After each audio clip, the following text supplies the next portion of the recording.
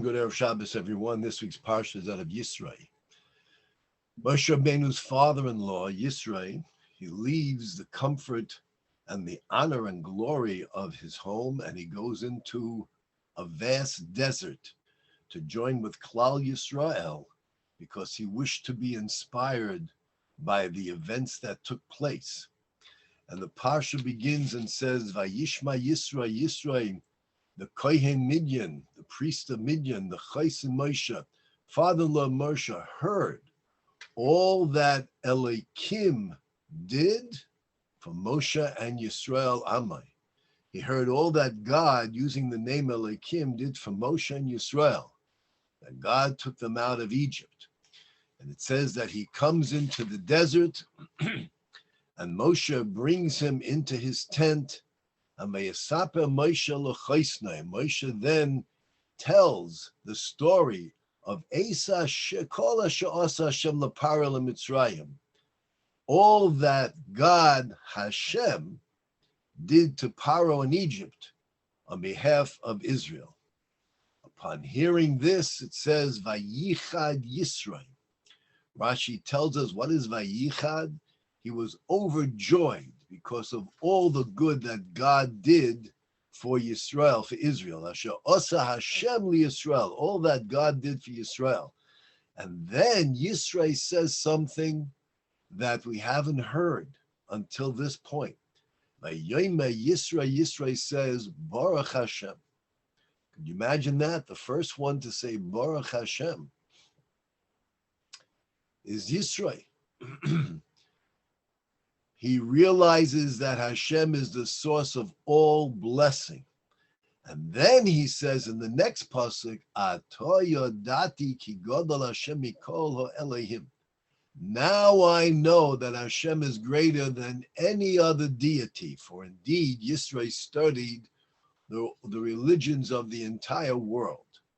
And now he recognized that Hashem is the greatest and there is nothing other than Hashem. Few questions. Number one, it says that Yisro heard all, as kol asher asa, all that Elohim did for Moshe and Yisrael. So what was it exactly that Moshe was telling Yisro that he didn't hear? Well, maybe we'll say that Yisro heard in general and Moshe was sharing some of the minute details. That could be. But nevertheless, there are other difficulties. How come when it speaks about what Yisro heard, it uses the name Elohim? He heard what Elohim did. When Moshe speaks to Yisro, he uses the name Hashem. Why the difference? In addition, when Yisro heard, it says he heard what God did for Moshe and for Yisrael. When Moshe shares with Yisro, he tells him what Hashem did to Paro and Mitzrayim, to Paro and the Egyptians. Yisro hears about Moshe and Israel. Moshe tells him about Paro and Egypt. Isn't it the same? Why the change? And then, of course, we have to understand what exactly brought Yisro to this after he speaks to Moshe Rabbeinu. Now he is overjoyed. Now he can say, Baruch Hashem. Now he recognizes that Hashem is greater, mikol ha'elohim, all the deities in the world. The Kli Yakar explains that Yisro, as was very popular during his time and even today, that there are those who maintain that there are two forces, the forces of good and evil. And Yisro recognized that Hashem, God, he is the greatest of all. Now, there might be other elements. There might be some spiritual forces independent of Hashem from which evil comes, because Hashem is the essence of all that is good, and how could evil come from that which is good? Therefore, Yisro maintained that the name Elohim, this is the name that suggests judgment, strict consequences. And Yisro heard what Elohim, the force of consequence, the force of judgment, not to be confused with the forces of kindness, but these are the forces of judgment. Hashem is the name of compassion and kindness. Yisro heard what Elohim did for Moshe and Israel, meaning he heard that it was through judgment, the evil of Paro and Egypt was revealed, and God stood in judgment, or this force of Elohim stood in judgment and judged them and performed a rescue for the Jewish people. Why? Not as an act of kindness. On the contrary, the kindness is from Hashem. This is a different force. This is a different entity, Yisro assumed. And therefore he thought that this Elohim, the judgment brought upon the Egyptians, this was from the force of Elohim. When Moshe speaks to Yisro, he tells him far more than just details.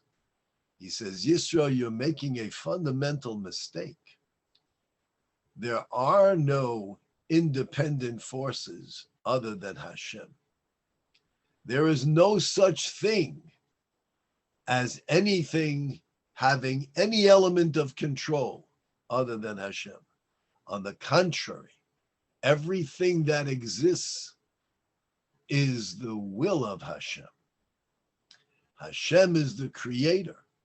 Even evil, yes, as the prophet Isaiah says, Yotza or uvarech choshech, God creates light and darkness. Oiseh shalom ubeirei ra, God makes peace and he creates evil. Even the evil that exists, the evil inclination, the temptation, the catastrophes, this is part of God's plan.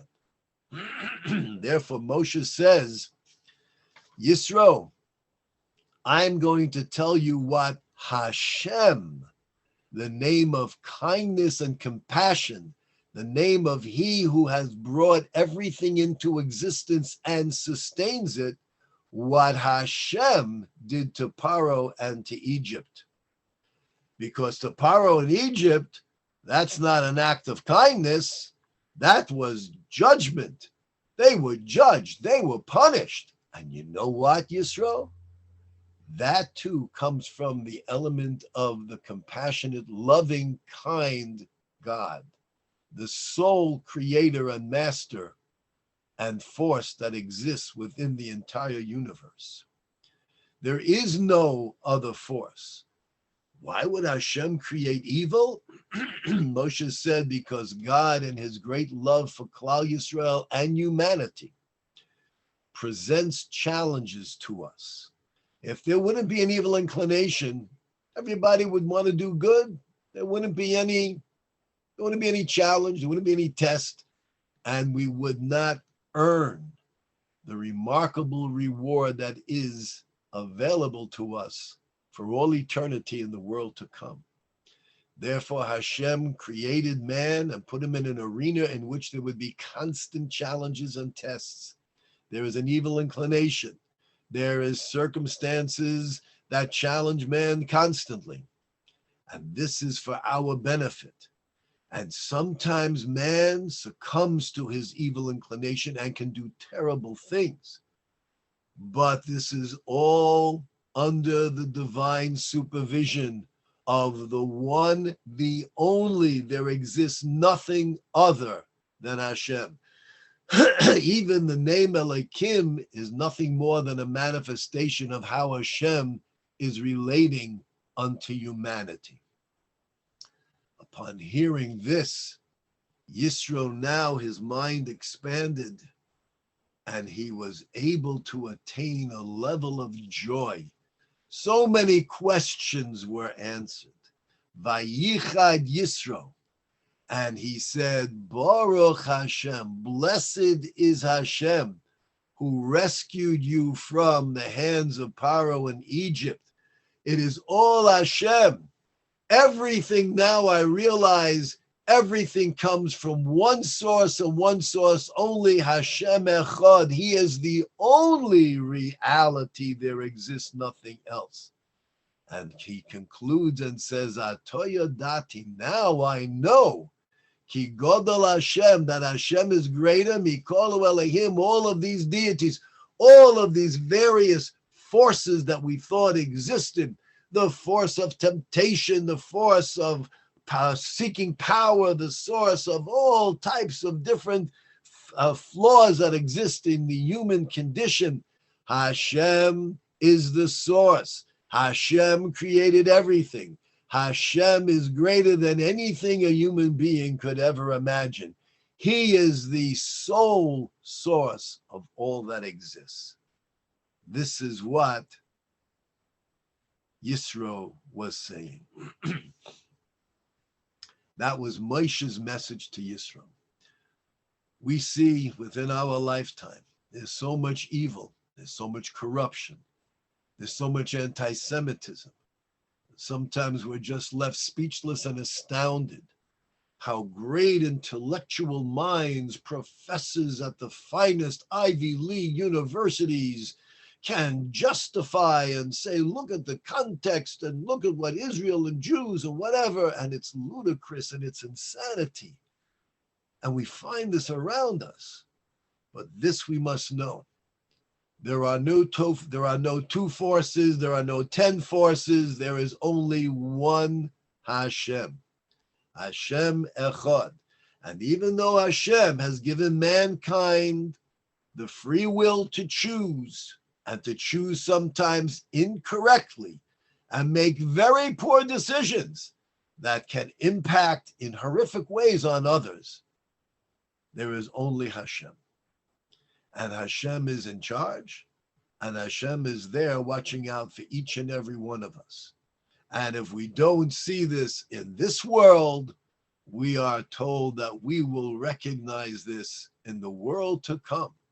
And this faith and trust in Hashem, this is how we earn the magnificent, eternal, glorious splendor of attaching ourselves to Hashem for all eternity in the world to come. Stay safe, stay healthy, and stay Jewish. Have a wonderful Shabbos.